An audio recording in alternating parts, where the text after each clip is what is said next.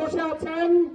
এই ময়দান হচ্ছে দক্ষিণাঞ্চলের যেই মানুষটি ইসলামের জন্য 53 বছর কালেমার জন্য তাফসীর মাহফিল করেছেন, আল্লামা আব্দুল হোসেন সাঈদীর ময়দান থেকে বলেন। আজকের এই ময়দান হচ্ছে চরমনাইপুরের ময়দান, সারসিনার ময়দান, কায়েদ সাহেবুদ্দিনের ময়দান, জৌনপুরের ময়দান, আলেম ওলামা ইসলাম প্রিয় মানুষদের ময়দান ঠিক কিনা বলেন। আজকের আপনারা জানেন সেই আল্লামা আব্দুল হোসেন সাঈদী সাহেবের কবর এখান থেকে খুব বেশি দূরে নয়, কিন্তু তাকে হত্যা করা হয়েছিল ষড়যন্ত্র করে কোরআনের তাফসীরকে বন্ধ করার জন্য, তাফসীর মাহফিলকে বন্ধ করার জন্য ঠিক কিনা বলেন। কিন্তু কোরআনের মাহফিল কি বন্ধ হয়েছে? চরমনাইয়ের ডাক কি বন্ধ হয়েছে? পীর সাহেবদের আওয়াজ কি বন্ধ হয়েছে?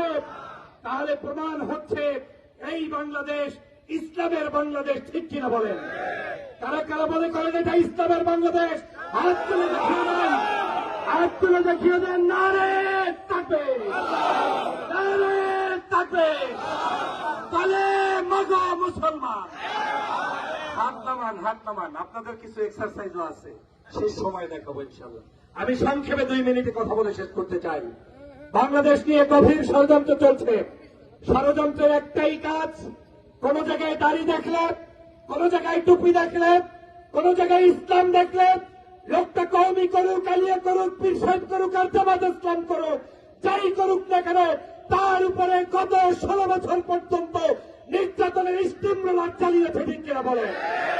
আল্লাহ পাক সেখান থেকে আপনাদেরকে মুক্তি দিয়ে দিয়েছে, কিন্তু আল্লাহ বান্দাকে চেষ্টা করতেছে, টেস্ট করতেছে। আল্লাহ দেখতেছে তোমাকে আমি যে বিজয় দিয়েছি, বাংলাদেশের 5ই আগস্টের পূর্বে বিএনপির কোন নেতা জানতো যে বিজয় হবে? বারাঞ্জনে কোন বিজয় হবে জানতো? জামাত ইসলাম জানতো? চরমনাইয়ের পীর জানতো?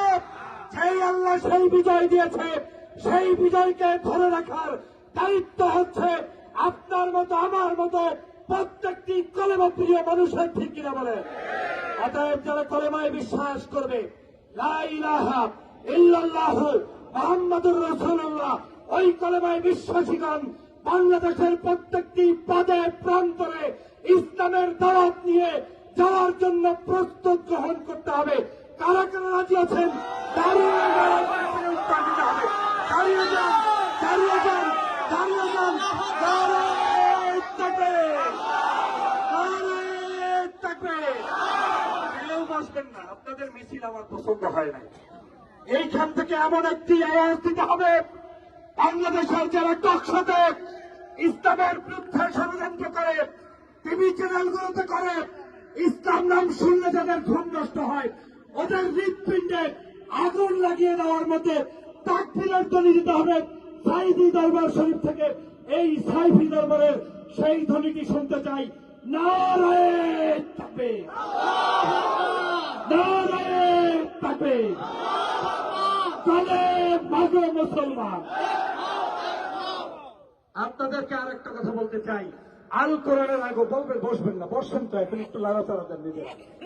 এই যে আল কোরআনের আলো আমরা সব সময় শুনি, কি কষ্ট হইতেছে নাকি ভাই? দাঁড়ানো দরকার আছে। আলেমরা অনেক সময় বোঝেও না যে সবাই মাজা ব্যথা করে, একটু দাঁড়াইছেন ভালো লাগছে না? সর্বশেষ বলতে চাই, দাঁড়িয়েই শুনবেন। আল কোরআনের আলো, এই কথাটা আমাদেরকে সবাই ষড়যন্ত্র করে শিখিয়ে দিয়েছে, ঘরে ঘরে জ্বালো, কিন্তু আপনার জন্ম থেকে কেউ বলে নাই যে আল কোরআনের আলো সংসদে জ্বালাতে হবে। অতএব বাংলাদেশের দাঁড়িয়েলাকে, মুসলমানদেরকে আর বোকা বাবার সুযোগ নাই। আল কোরআনের আলো শুধু মসজিদে জ্বলবে না, সংসদ পর্যন্ত জ্বালাতে কারা রাজি আছেন? নারে তাকবীর। আল কোরআনের আলো সংসদে জ্বালো, আল হাদিসের আলো সংসদে জ্বালো। এখন থেকে আগামী নির্বাচনের আগ পর্যন্ত প্রত্যেকটি প্রান্তরে একটা স্লোগান হবে, আল কোরআনের আলো সংসদে জ্বালো। এর বাইরে আর কোন নাস্তিকবাদীদের কণ্ঠ আমরা শুনতে চাই না। বাংলাদেশ মুসলমানদের, বাংলাদেশ সকল ধর্মপ্রাণ মানুষদের শান্তিপূর্ণ বাংলাদেশ বিনির্মাণ করার জন্য আমরা জীবন দিব ইনশাআল্লাহ। আল্লাহ পাক আমাদেরকে তৌফিক দান করুন। আমিন। আসসালামু আলাইকুম ওয়া রাহমাতুল্লাহি ওয়া বারাকাতুহু।